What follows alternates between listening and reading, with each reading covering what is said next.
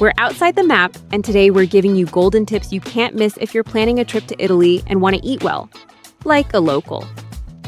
Italy is, of course, synonymous with good food, but it's also the country where it's easiest to fall into a tourist trap disguised as a restaurant. In this video, we'll show you how to spot these places, because there's nothing worse than paying a lot for a bad pizza. Italy is one of the most visited countries in the world, and guess what? Restaurants know it. Especially in cities like Rome, Florence, or Venice, there are places that don't survive on quality, but on the constant flow of tourists. And the most common trick is this: they make you feel like you're in the Italy of the movies. Tables on the sidewalk, romantic music, words like mama or authentic ristorante, and a menu covered with Italian flags. But if you take a closer look, there are some clear signs you're walking into a culinary ambush. Let's start with the first red flags: photos on the menu. A restaurant with pictures of every dish is like a picture book for adults. And if they're laminated or stuck to the glass outside, even worse. In Italy, good places don't need pictures. The food speaks for itself. Menu in 5 languages. Do you see the menu in Italian, English, German, French, and Spanish? You're being targeted as a tourist. There's nothing wrong with that in itself, but it's often a sign of inflated prices and generic food. Waiters calling you from the sidewalk. Hello, my friend. Do you want pizza? If they greet you in English, invite you in like you're just passing by, and won't let you browse in peace. It's not a welcome, it's bait.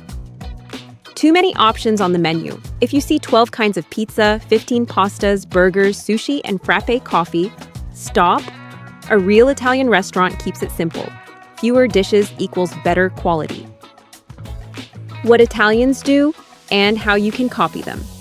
If you want to eat well in Italy, just watch what Italians do. Here are some tips that never fail. Pay attention to the time. If it's 12 o'clock and the place is already packed, chances are it's full of tourists. Italians usually have lunch between 12:30 and 1 p.m. and dinner after 8 p.m. Look for menus in Italian, even if you don't understand everything. If the menu is only in English, it's probably not a local spot. Besides, there are plenty of tools today to help translate menus. And if not, you can just make a note of the must-try dishes. We'll tell you about those in just a minute. Short menu equals good sign. You should see 4 to 5 antipasti, 4 to 5 primi, 3 to 4 secondi. That's a great sign. They don't try to lure you in from the door. Good restaurants don't need to convince you. The food and the clientele speak for themselves. Look at who's eating there. Are there Italian families, grandparents, locals? Perfect. If it's only tourists, be cautious. Avoid the most touristy areas. Walk 5 to 10 minutes outside the center, you'll find hidden gems. And if you want a safe bet, look for places that are full even on a Tuesday night or Sunday lunch. That's gold. Locals don't forgive bad food. How to read the menu. Like a local and avoid subtle tourist traps. Once you're inside, there are small details that make all the difference. Bread, coperto, and service charge. In Italy, the coperto is a fixed per-person cover charge. It usually ranges from 1 to 3 euros. Sometimes pane e coperto are charged together. Servizio, a service charge, like a tip, isn't always included, but if you see it on the bill, usually 10 to 15%, you don't need to leave an extra tip. Don't order cappuccino after noon. Classic tourist mistake. Italians only drink it at breakfast. Of course, you can order whatever you want. We won't judge, but Italians might. And hey, this video is about how to eat like a local, right? Pizza plus pasta equals red flag. Usually, good restaurants don't serve both pizza and pasta. If there's a wood-fired oven, they focus on pizza. If it's a trattoria, you'll find pasta or traditional dishes. Watch out for spaghetti alla bolognese. That dish doesn't exist in Bologna. The real name is tagliatelle al ragù. If you see bolognese on the menu, it's a red flag. Ask for daily specials. Good restaurants often offer dishes based on fresh daily ingredients. Always ask if there's anything off menu. Must try dishes from each region. Piedmont, bagna cauda, a warm dip made of garlic, anchovies, and olive oil served with raw or cooked vegetables. Perfect for cold days. Vitello tonato, cold slices of veal topped with a creamy tuna and caper sauce. Lombardy, risotto alla Milanese, creamy saffron rice, a classic from Milan. Ossobuco alla Milanese, braised veal shank with wine and vegetables, served with gremolata. Veneto, Sarde in saor, marinated sardines with onions, vinegar, raisins, and pine nuts.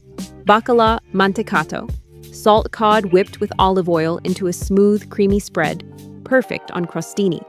Tuscany, bistecca alla fiorentina, thick-cut grilled T-bone steak, juicy and simple.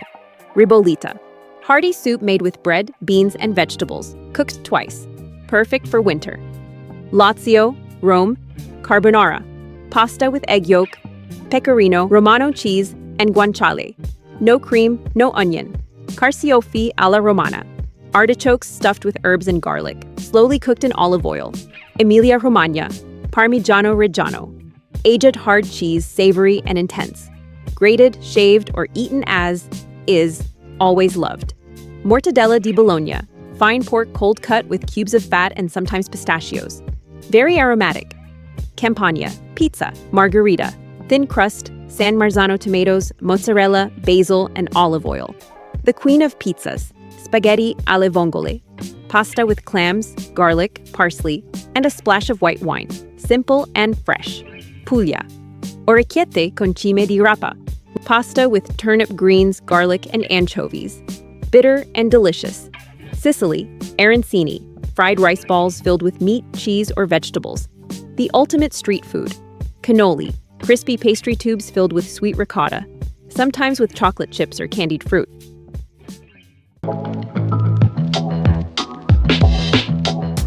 Of course, Italy's known for its thousands of traditional dishes that vary from region to region. They're all delicious. The ones we mentioned are just a few you absolutely can't miss. Extra tip, order one antipasto to share and a primo first course for each person. That way, you'll taste more flavors and eat just like the locals do. Eating well in Italy doesn't have to be expensive, but it does require a bit of attention. Avoiding tourist traps isn't that hard if you know what signs to look for, which dishes to seek out, and how locals behave. Step a little away from the city center. Look for places with short menus, no photos, Italian names, and a local-looking crowd. And most importantly, be brave and try new things. Buon appetito! Do you love trying food when you travel? Tell us in the comments, and don't miss our videos on Occitan and Bordeaux cuisine to plan your next trip to that amazing region of France. If you like this video, give us a like and subscribe. See you in the next one.